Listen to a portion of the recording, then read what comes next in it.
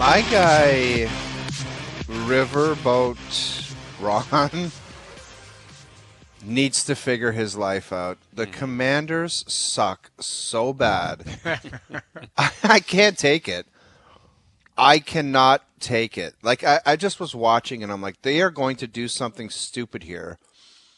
And it bounces off of three guys' helmets, and Dallas gets it, and then Pollard just seconds later touchdown. I'm like, we're doomed. That's that. You can't have that, man. Like, Washington punches in a touchdown. It's 14-10.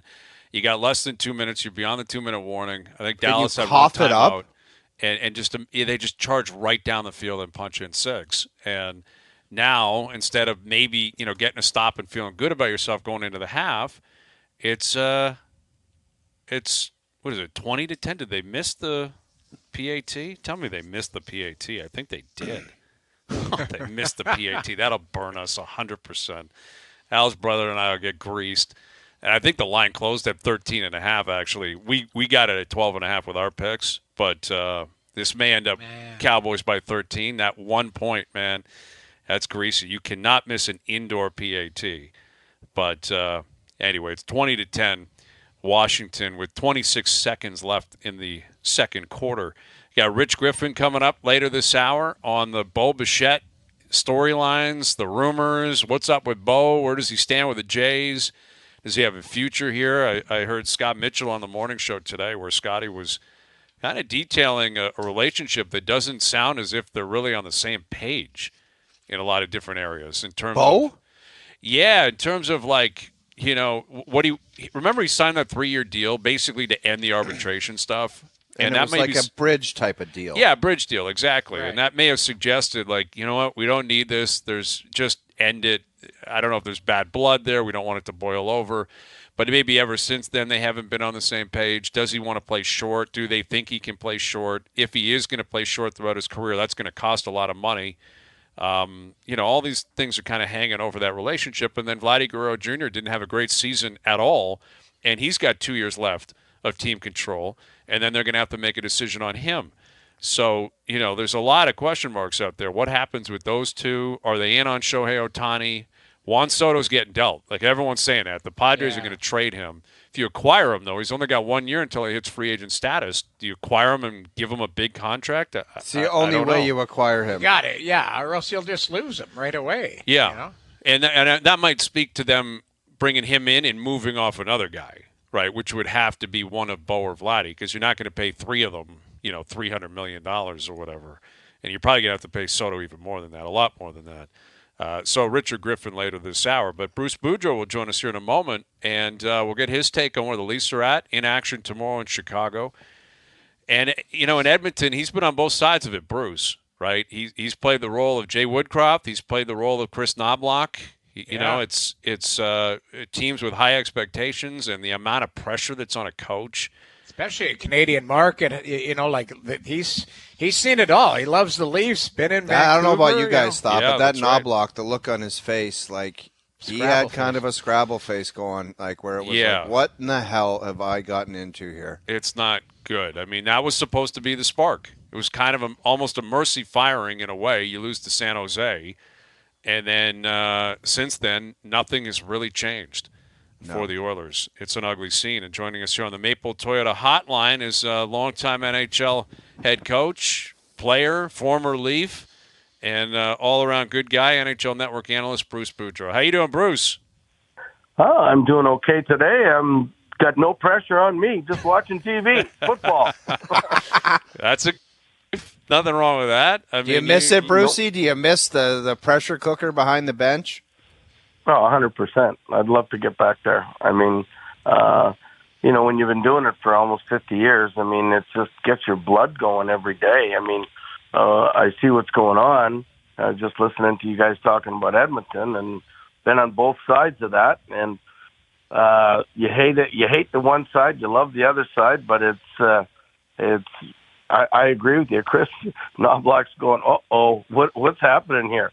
Because he's never been in a pressure cooker. He's been an assistant coach in the NHL, but, I mean, he's never been in a pressure cooker like a Canadian market where a team's not succeeding. How many tricks does he have up his sleeve, Brucey? Like, if you we're in there and you're like, the clock is ticking on us getting too far out of this, where we might not make the playoffs and it's going to be a disaster. And it's not like you need one guy going. You need a bunch of your core guys to perform way better than they are. Their defense core, same thing. And you need to get a guy in there to make a save. So what the hell do you do? Well, you try to give them hope.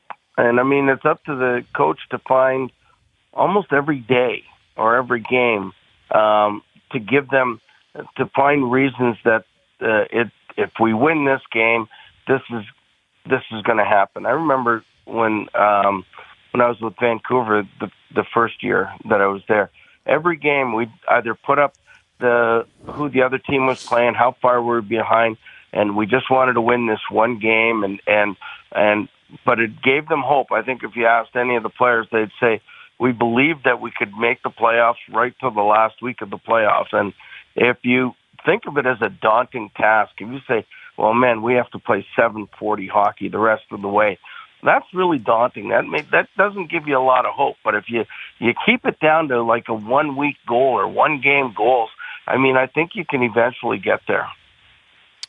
Yeah, and that's probably what is, at stake here for the Oilers is, big picture. They are in such a bad spot. It's amazing how they've just put themselves in such a deep hole. I mean, they're 5-12-1. They have 11 points. It's November 23rd. I don't know where you start. It's not impossible. Yeah. And they have enough talent. And a month ago, everyone on earth thought they were a locked playoff team and we're going to compete for a Stanley Cup. But, the goaltending is so bad, Bruce. I mean, if you can't get a stop, what the hell are you going to do? I'm not sure how you can get out of this. Well, that's the most depressing thing is, I mean, taking nothing away from Stewart or Calvin or Campbell. I mean, but, you come out every game you want to play. And if you look at the Edmonton Oilers first period, they get a lot of shots on goal, and they usually outplay the other team. But every time they get scored on, you could see the shoulders slump. You've all been there. Like, I mean, here we go again. And, I mean, all of a sudden that puts a real negative connotation on the game. And that's the tough thing. I mean, it's the goalie that usually gets you out of it. And it's and once that gets going, then everything else can work. Because I look at, I watch their games, and I watch the faces of Connor McDavid and Draisaitl and all the big players, and they look like they've gone through it, and they're so tired, and it's so hard for them. There's no smiling on the ice. There's no happy feeling. And, I mean, no matter what happens, you got to play in a happy mode or you're never going to win. And I don't know how he does it or how he's going to do it, but that's what has to happen. Bruce, when we're talking about with the Oilers, let's say there's 10 things that need to be fixed. Say you get parachuted in there today. Where do you even start? Where would you? Is there one thing you'd focus on particularly, or just kind of allow them to try and get some fun back in their game? Or is there one thing you'd circle and go, if you can get that going, then it all kind of falls into place? Well, I mean, I think the first thing I would do is try to make them believe again. I mean, I think right now, they don't believe that they can do it because everybody tells them they can't. And so it would be up to me as a coach to make sure that they can believe that they can do it. And once you believe you can do it, you can usually accomplish a lot of things. I know when I took over Washington the first time, our record was 6-14-1, and we ended up winning the division. So, and it starts small, but once the snowball gets going, and I mean, and when Jay took over the Edmonton, I mean, they weren't doing very good either again, but I mean, they started winning, and then the next thing you know, they win 17 out of 20 or some ungodly number, and then it gets done. But it always starts small. I mean, you can't go say, we got to win 17 out of 20. Let's win one game. Let's just forget about what's happened. Let's just go out there, have some fun. You can work hard and practice and still have a smile on your face. I mean, it doesn't have to be yelling and screaming and doing all of this. You could work hard and then come away and say, man, I felt good today, and then go out and pursue that in the next game. With Bruce Boudreau, the Leafs are back in action tomorrow down in Chicago, and they'll face Connor Bedard for the second time this year. The first time Chicago came into town, beat the Leafs. Leafs did not play well. But, Bedard's been great. His stats have been off the charts. The rest of the team, though, not so great. Like, they got pumped against Columbus last night. They're a bottom 5 team in the league. And Luke Richardson, he knew what he was getting into. Not a very good team, but there's one crown jewel. And I'm curious, if you could put your feet in his shoes, like how do you handle like Bedard compared to everyone else on the team, understanding what he represents, yet they're all adults, they're all pros. I'm sure it can be difficult, especially with a lot of losing that continues to build up in Chicago. Yeah, it's got to be tough. I mean, now, Taylor Hall's out, Corey Perry's gone. I mean, they just got their butts kicked by a team that had lost 10 in a row or 11 and 12 out of 13 or something like that. So, I mean, it's got to be tough. But, I mean, I think with Connor, it's just a lot of communication. And, I mean, he's part of the team. So he's going to get the crap. I mean, even though you understand he's 18 years old, you understand that in 3 years how good this guy's going to be. But, I mean, you can't put him on a pedestal where he's not getting the crap that other players are going to be getting. I mean, but, I mean, the communication between the coach and him has got to be constant. It's got to be daily. And he's good. I think even a week ago, he was really starting to get it and understand what this league is all about. I mean, he's going to go through his growing pains this year. He's going to take it like a man, and he'll be a lot better for it next year. But that team certainly isn't very good. I watched that game last night, and, man, the mistakes they were making were, grade A. And the Leafs aren't going to come in there taking for granted that they're going to win because they know what happened the last time. So it would not surprise me with the time that they've had off that they come in here and they're loaded to go. And Chicago better watch out. Brucey, I'm telling you, I watch as much as you do, and these guys are faster, stronger. They shoot the puck better. They do a lot of things better. But I'll tell you what, there's a lot of dumb hockey going on where guys are just stupid. Like, they do incredibly stupid things. Their clock management, managing a game, knowing when to get it in and get it out. It's insane. It's like everyone has got a one-track mind where they want to score a goal, and they don't care about any other thing on the ice, including the circumstances and the consequences of what they're doing. I find a lot of it to be dumb hockey. You know what? I agree with you, and I'll tell you what. I mean, I've been at a lot of, in the last couple of weeks, Niagara Ice Dogs games because my son just took over as coach there, and I'm sort of helping out a little bit for whatever I can do. But I watch their practices, and it's all about go. But I mean, the aspects of hockey that we learned at a young age, I don't think they get taught. Like when I was coaching in the American League, and a junior guy, no matter what his numbers were, would come down and go, where have you played? Like, I mean, yeah, you can skate, you can shoot, you can do this, but the aspects of the game that we learned on how to protect the puck in your own zone, yes, and to get it deep, and not to try to beat guys 1-on-3 when you got a 1-goal lead with 8 minutes to go. It seems like that's gone out the window, and I mean, there's so much teaching that you have to do. So but I mean, they are bigger, stronger, faster, and can shoot harder.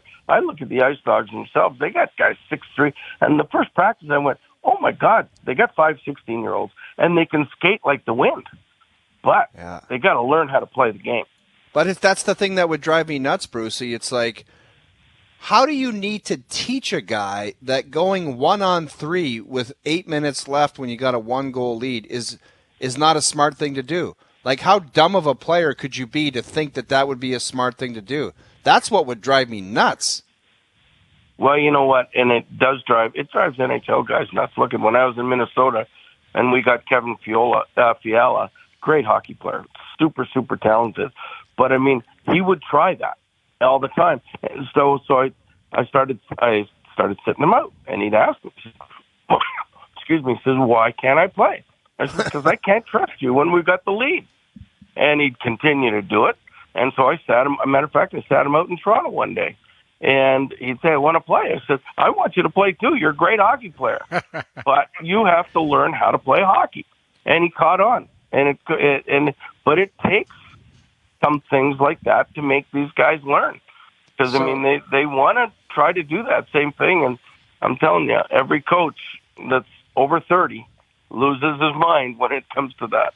Did you ever hear back from him, Brucey? Did he ever pull you aside and say, thanks for doing that, or you were right, or any kind of comment like that?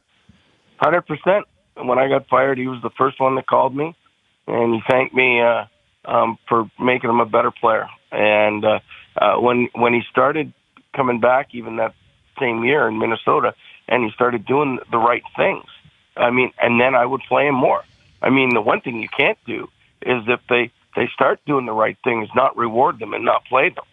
And I started playing him, and he understood what he has to do. Now he's playing in a system that you have to play like that with the Kings, because that's how Todd McLellan coaches, responsibility.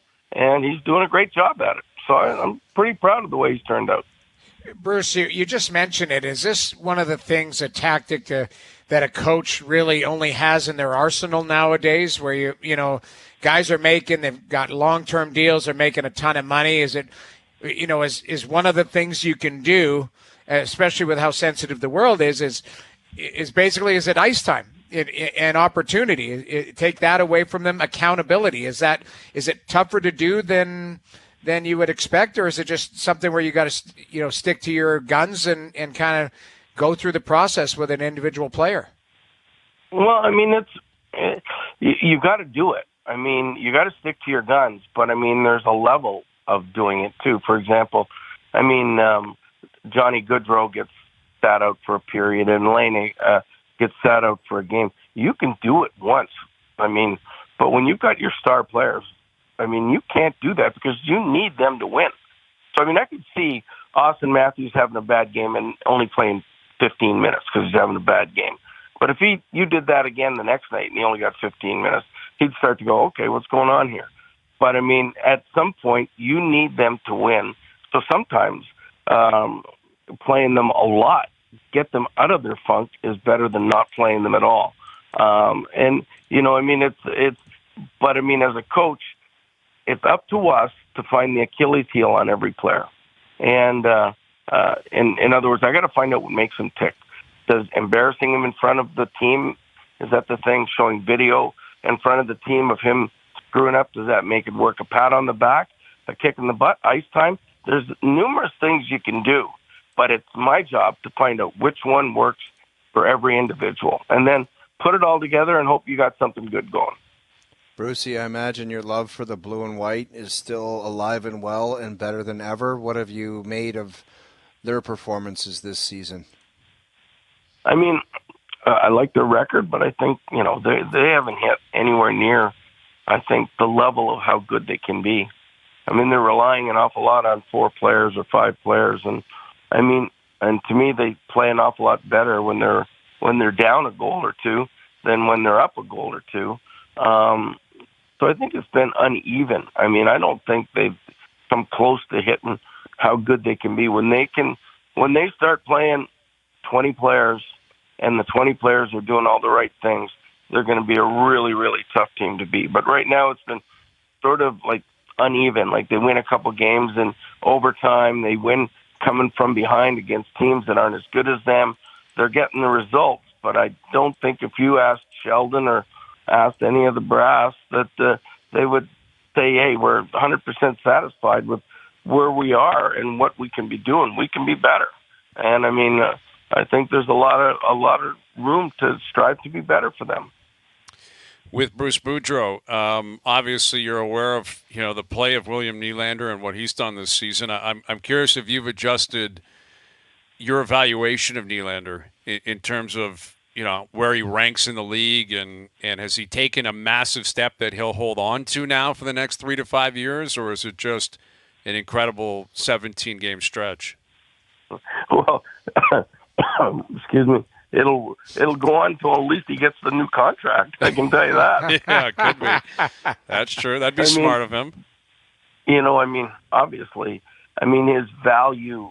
If you were talking top 10 players in the league before the season started, and then you put that same question to a lot of so-called experts now, he'd be there. Like, I mean, behind Austin Matthews, is there been anybody better? Even I would even say put him more important than Austin Matthews right now. And nobody would have thought that he could possibly get paid more than Mitch Marner at the beginning of the year. But boy, I tell you, yeah, he's making a play to continue to be, I mean, one of, if not the best. I mean, who's to say he's not in the Hart Trophy running right now? Definitely first All-Star right wing. I mean, so I mean, and you know what? I think he's going to continue doing it. I coached Michael. I coached his dad. Very talented man. Stubborn as a mule, I think. And William played with my sons in Washington when they were growing up. And him and Alex were both so skilled. And I think this kid is I think he's in his mid-20s now. I think he hasn't hit his stride yet. I think he can be as good as he wants to. And right now he wants to be the best, and it's showing. Yeah, it sure is. He's just had an incredible start to the season, and he's going for 18 straight games with a point tomorrow. It should be a good game. I know you'll be watching, and we always appreciate you doing this. Thank you, Bruce. Hey, my pleasure. Sorry I got a cold, but I mean that's why my voice sounds a little off right now. You're grinding through. Bruce. We appreciate you answering. You're the best. You're the best. Thank All you, right. Bruce. Thanks, guys. Have a great night. There's Bruce Boudreau joining us here on the Maple Toyota Hotline. Yeah, he pulled the chute. Right? Yeah, he's a grinder. No load management for Bruce Boudreau. He actually could have gone on the mic and just asked to pull the pop or whatever. Please stop asking me questions. My voice is screwed. I'm still laughing about that. We don't do that here in San Antonio. Imagine Keefe running across the ice with his dress shoes on and just grabbing the mic in the penalty box. Please be quiet. Stop booing. Please stop booing. That's not us. And then running back. Just outrageous. Like, that's the comparable. That's what we're talking about. It's insanity. The idea, like, you represent the whole city and the fan base. Dude, if your boy Darko did that, you would be like, this guy's got to go, man. No, he'd honestly. be gone. Yeah. It'd be. I think Pop should be gone personally. Like, for that, if I'm ownership, I'm like, dude, you can't. It's such a disaster. Just go, please. Yeah. Retire. You have gotten so comfortable that you think you can grab the mic in the building during a game. It's time to go. Your team's 3-12. But you know what he's probably done? You can grab the mic. And this is just no disrespect to Pop because he's such a great coach and he's got such a great record. But he has probably convinced ownership, because he was most likely on his way out, that he's the only guy that can take Wembanyama where he needs to go. And he's probably convinced somebody higher up that, and he's going to stay there and make boatloads of cash. Listen, he did it. Now, Duncan was going to do it anyway. Wembanyama's going to do it anyway, with or without Pop. But, Duncan, it worked. Tony Parker, it worked. Ginobili, it worked. Kawhi, it worked. Robinson. Yeah, exactly. David Robinson. They won 5 titles. He's got David 5 Robinson rings. Was a good player. Great player. But, they won a lottery here, and now Pop is, I guess, rejuvenated and scolding people at games. And they're 12 man. They're 2-13. Scolding people. Like adults, legitimate adults, grandparents in that building being scolded by Pop. That being said, there's not grandparents in their booing, though. That's the thing. It's probably not. Probably not. Yeah, it's probably the 30s, the 28-year-olds, but they're right to do it. They paid a lot of money for those seats. Of course, do it. It's not vicious. It's booing a guy at the line. Like exactly. I get it. If they're throwing stuff on the court, go ahead. If they're saying obscene things. Go ahead. It's booing a guy. You think Kawhi cares? Kawhi's a robot. He doesn't care that they're booing him. He couldn't care less. Yeah, that's it's crazy. All right, Best Bets brought to you by FanDuel. Later in the hour, we got Richard Griffin coming up. And again, we want to remind everyone that Golf Town's Black Friday sale is bigger and better than ever, and it is off and running here today in store and at golftown.com. And make sure you listen to First Stop and OverDrive tomorrow for your chance to win a $500 Golf Town gift card. Plus, follow us on Instagram at TSN1050 for another chance to win. This is your chance to save on huge store-wide and site-wide deals from the top brands in golf like TaylorMade, Callaway, Nike, Garmin, and more. Visit golfdown.com for all of the details. All right, Richard Griffin coming up. And, again, our best bets later in the hour. We're tracking the NFL game. It's at the half. Dolly Parton is out there doing the halftime show. Love it. Yeah, it was Jack Harlow earlier. Yeah, it sounds like Dolly's putting on a clinic out there. Dude, that Jack Harlow, like, did they run out of money for his, like, it was, what was like that an background? ice cube. Yeah, and then someone put a blanket over some bricks, and it was like, I had to turn it off. I'm like, that's terrible. It looked like like an elementary school. Yeah, it was like they were concert. trying to make ice cubes, and they just threw white blankets over bricks, and then he came out of this cube, and it was like, this guy deserves better than this, man. Amateur. Yeah. It was literally the set design was amateur hour. That's Joe what from it the was. bridge, like coming back and try to find a pic Scrambling. of that whole ordeal because it was insane. Yeah, it was not a good look for Harlow, the Lions, the NFL, Thanksgiving, any of it. All right, so we're tracking that game. The second half about to kick off. Cowboys up 20-10. Overdrive continues. TSN 1050 and on the TSN app. All right, our best bets brought to you by FanDuel later in the hour. Cowboys leading the Commanders 20-10. The second half just getting started. Packers with a big win earlier this afternoon, 29-22. Jordan Love outplaying Jared Goff, no other way to look at it. Matt LaFleur just dancing circles around Dan Campbell, no other way to look at it. And Hayes and Bro coming in hot on Timo and Wilson, no other way to look at it. These are just facts, right, Noodles? Yeah. Just simply spitting facts. I'll give you your flowers. You guys are dying for attention. You guys have been good. It's all good. It's early in the process, man. It's still very early. But there aren't necessarily facts right now revolving around the Blue Jays. It's just simply rumors, really, in baseball. There's been a couple of transactions, a couple of deals here or there, but the big fish is still out there in Shohei Ohtani. There are some rumors that maybe the Jays and Matt Chapman are moving towards rekindling here, and maybe Chapman sticks around. Could Bo Bichette be available? What about Vladdy Guerrero Jr.? And where does Alek Manoah stand in all this? There's a lot to get into, and here's one of our favorites, longtime columnist, of course, the founder of GriffsThePitch.com. Here's our buddy Richard Griffin. How you doing, Griff? Hey, boys, doing well. Thank you for doing this. Thank you for doing this. Before we start, I just want to apologize to Jamie because I think the last time I was on, I disrespected him a little bit. Oh, really? And, how? Never. I just mentioned O-Dog as knowing what's going on in the dressing room, and I forgot that Jamie was also in dressing rooms, but Jamie's a goalie, and that was what I thought. Yeah. Right, exactly. They're different. Fair enough. They're Griff, on their own as long as you did the right thing, Griff, and you didn't say Hayes as well, because we all know that wasn't at the professional level. So thank you for that. I've been in those dressing rooms. That has nothing to do with reality. That's right. That's right. where I live, man. I made a career out of that one. I'm happy in there, Griff. I'm happy to continue to pursue my lifestyle in that type of a room. But listen, where are we at here with the Jays? Because the rumor mill's flying, and I'm curious where you think this is coming from. Would this be the Jays front office trying to peddle that they're seriously in on Ohtani and they're looking at making a big push to make a big splash? Would it be agents? Would it be players, media? Like, where does your head go, in terms of where this kind of information is flowing from, considering nothing has actually happened yet? Well, yeah. In terms of Ohtani, I think it's a misread to say that the Blue Jays would be the ones putting out the rumors in order to make their fans feel like they're actually trying to do something. I think that has an opposite effect in reality. And it's definitely, you mentioned Hayes, you mentioned agents, and it's agents talking to media, their favorite media members, and the agent wants as many teams as possible to be included in the hunt.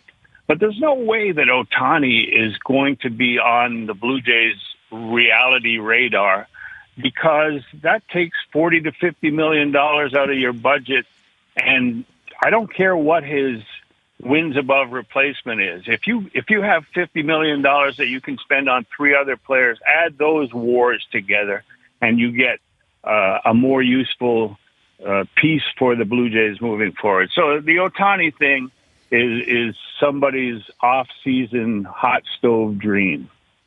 Could it also be PR, Griff? I mean, you've been behind the scenes where an organization, the way it ended for the Jays, they just want people to be fired up, even if it's just for a couple hours or a couple weeks, saying, oh, maybe we're in on Ohtani, and it kind of gets everybody in a joyous mood.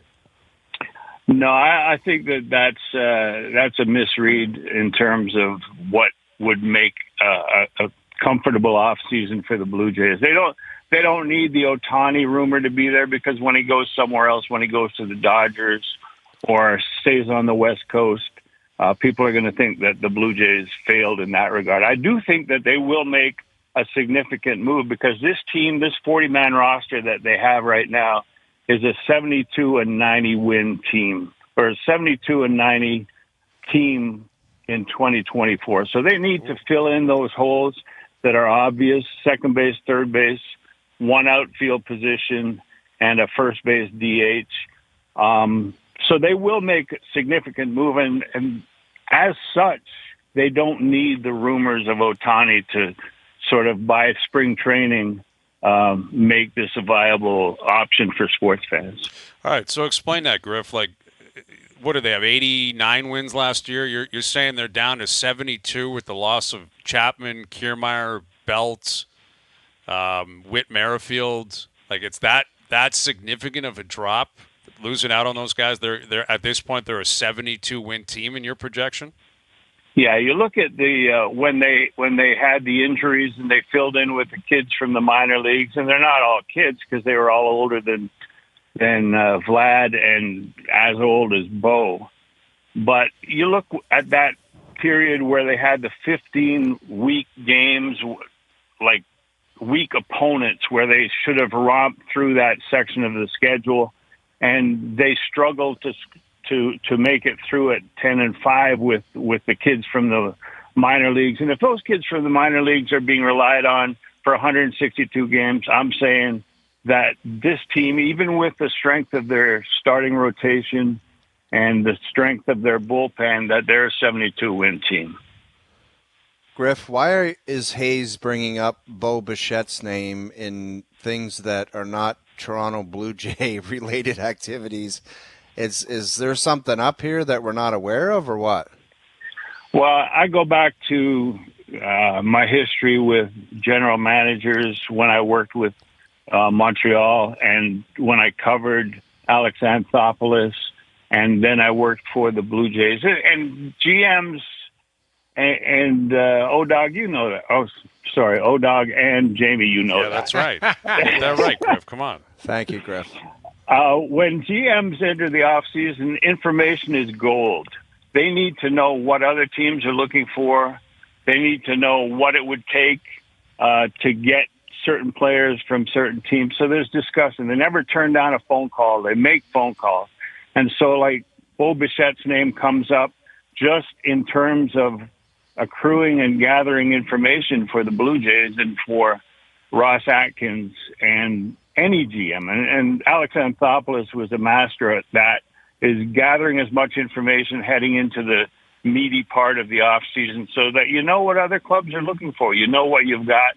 And so the Bo Bichette rumors to me are just that, are conversations with other teams, with other GMs, and someone from that other organization, whether it's the Cubs or whoever it is in terms of Bo, leaks to one of their favorite media people, and it comes back eventually to Toronto, and people are going, well, you know, that doesn't make sense, because the Blue Jays went out and they signed Bo Bichette to a 3-year guaranteed contract, taking him through to his free agency.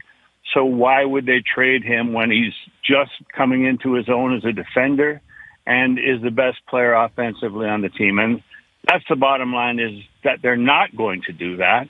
But it was a mission to gather information on what other teams might need in terms of trades and free agents. And I can guarantee that Bo Bichette's not going anywhere.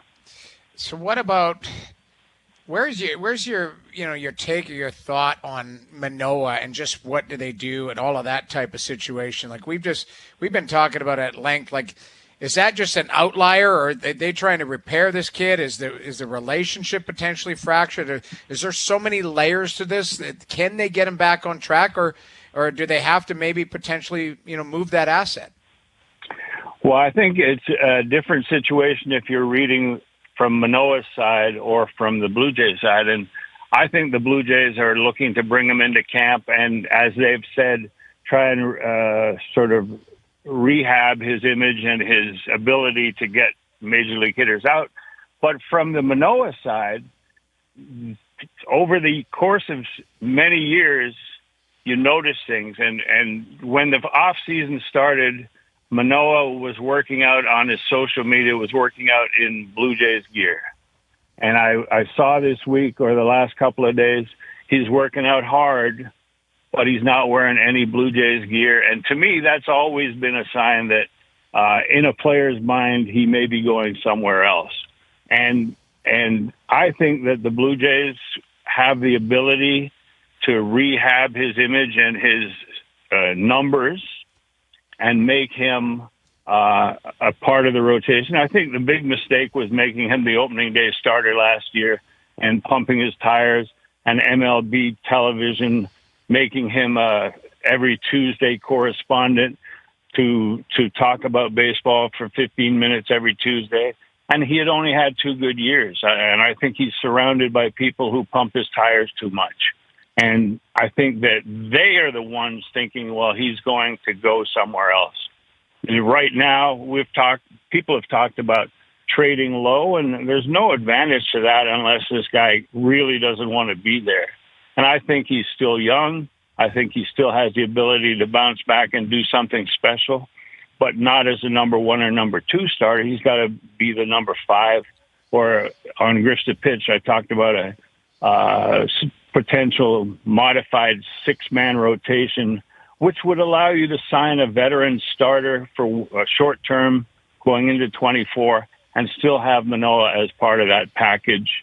And I think he's got a chance to come back, and I think it would be with the Blue Jays.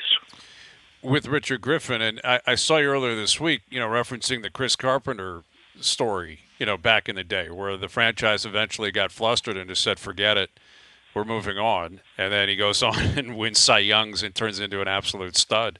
And, it's a different administration, different ownership.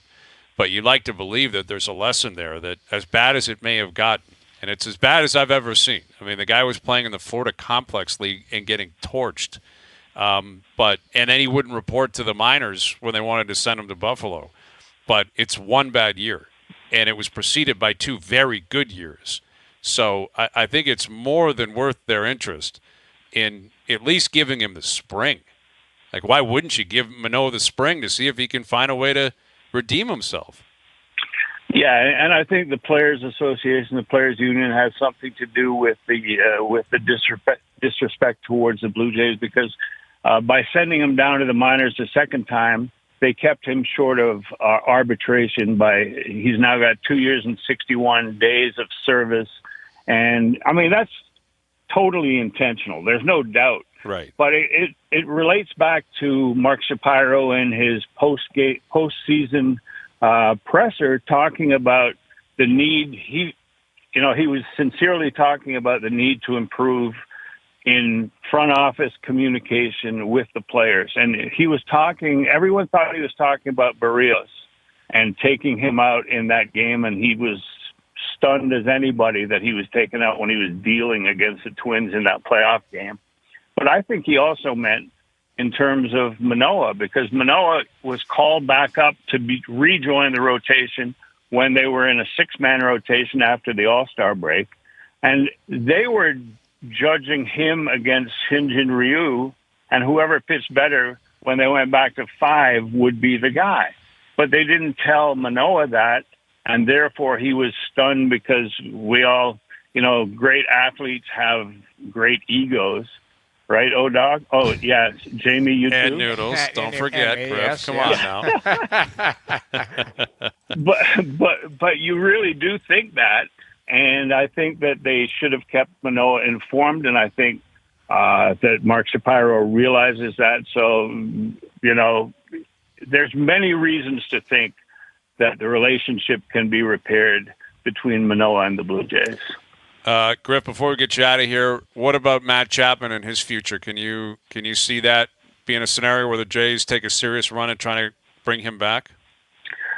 I think that the Blue Jays won 89 games and lost 2 straight games to the Twins in the wild card round, and bringing back Matt Chapman would just be spinning your wheels in terms of moving forward to 24 and beyond. I think that they'll look for someone else to play third base, and Candelario might be the guy. He's a free agent, switch hitter. You watch, though, Griff. He'll go somewhere else and absolutely be lights out. His bat will come alive, and he'll just be on fire. God bless him. Yeah. I know. It's just the way it happens, though. He'll get paid to do it. You can bank on it. Yeah, he'll get paid to do it. And that's the thing, is that the Blue Jays, even though there's no salary cap in baseball, there's a finite number of dollars that you can spend on your payroll. And I think that the same with Ohtani and the same with Matt Chapman, you need to be judicious in where you're spending that money.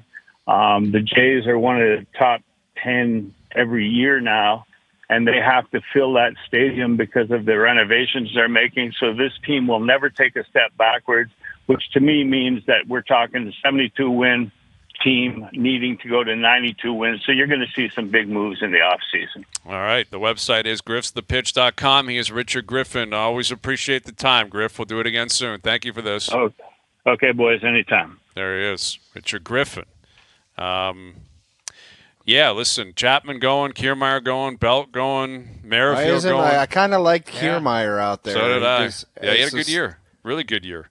I mean, he doesn't really hit anymore, but, man, he just seemed like a good dude to have around. Yeah. I agree. I liked him, too. And him in the lineup, he's your 9th hitter. Like, you look at his stats compared to other 9 hitters in the league, it was pretty good. Like, it was actually pretty good. And, defensively, his body held up. I'd be looking to bring him back, but I'm not sure what's going to happen. And it takes 2 to tango, right? He might be looking to go somewhere else anyway. But if he leaves, there's center field. Chapman leaves, there's third base. Second base, is that Bijou every day? I don't know. Merrifield played a lot of second base. Belt was your pretty much everyday DH, especially against right-handed hitters. You got to figure this out. You got to find some guys. So the activity will pick up at some point. It's coming. All right, our best bets brought to you by FanDuel coming up. We're tracking the Cowboy game. Leafs, Blackhawks tomorrow. We'll look ahead to that. OverDrive continues. TSN 1050 and on the TSN app. All right, today's best bets are powered by FanDuel. Make your picks and assemble a same-game parlay in seconds on the FanDuel Sportsbook app. Looking at the nightcap tonight, Seahawks, Niners. Niners money line, parlayed with Christian McCaffrey anytime TD score, and Brock Purdy alternate passing yards of 225-plus yards. I think Purdy goes off tonight. McCaffrey gets into the end zone. Niners money line, that pays plus 150. I love it tonight. Today's best bets powered by FanDuel. Same game parlays this NFL season now include passing touchdowns and receptions on the FanDuel Sportsbook app. Please play responsibly. Must be 19 plus and physically located in Ontario. Do you know what the greasiest gambling cliche that you and Al's brother were tossing around that displays you're a degen? Mm-hmm. I think you called it a 0.5 hook. Yes, the little hook right there, just to grease you. The half-point hook is the greasiest. Anyone who knows about that is disgusting. Yeah, you're right. That's an appropriate way of describing it. Yeah, disgusting. Like anyone that uses the language, a half-point hook. Yeah. It's a degenerate. That's what it is. Yeah, but you know what it means. Like we were talking about that Bills game. It was the Eagles minus 3.5, which means, it went down to 3. Well, what it means is you think other degenerates are throwing that out there to get people enticed. Yes, and understand exactly what that means. That's the amazing thing about betting on football is that a half point can be that meaningful. Like the average person would look at that and be like, do you know how stupid that sounds? I know. But literally a half point. A half point, you're like, you know what? Now I kind of like that bet. I didn't love it before, but a half point makes me feel good about that. Anyway, the Packers looked good earlier today. Cowboys are up 20-10. They just got the ball back. About 2.5 minutes left in the third quarter. And it's been a fun one today. We got hockey tomorrow afternoon, right? We're going to be on late. Noodles, you're calling a game. Oh, you're going to be on a panel. I'll be in here with Frankie, but we won't be up until after the Leaf game. And the Leafs have a double doing a little breakdown of the it'll game. It'll be a post game tomorrow. Love it. OverDrive's not on until after the Leaf game. Post-game, yes, yeah. That's right. Like I don't know when that'll be. 4:30, 4:40. Who knows? No, 2:00 start, right? Is it 2:00 start out here? 2:00 start. So I'm looking at 4:46. 4:46. That's 4:46 would be done. Running. Yeah, so you'd be up and running that kind of last segment. Okay. That's what a little post game, man. We're going to crush a little post game tomorrow. Yeah. So, we look forward to that. And you got an NFL game tomorrow afternoon, the Black Friday game, right? Timmy Boyle. I love it. Tim Boyle on Black Friday. That's what I'm looking for, right? I love it. Timmy Boyle. We need some medication for your boil tomorrow. All right. So thanks to everyone behind the scenes for helping out. We always appreciate all the help, as always. Everyone for tuning in today. Radio, podcast, web, we appreciate that. It's going to be a fun one tonight with football games. Tomorrow with the Leafs back in action. We're out of here. Enjoy your evenings. Enjoy the games tonight. We're back tomorrow at Timmy? Boyle. On your ass. 4 p.m. We'll chat then.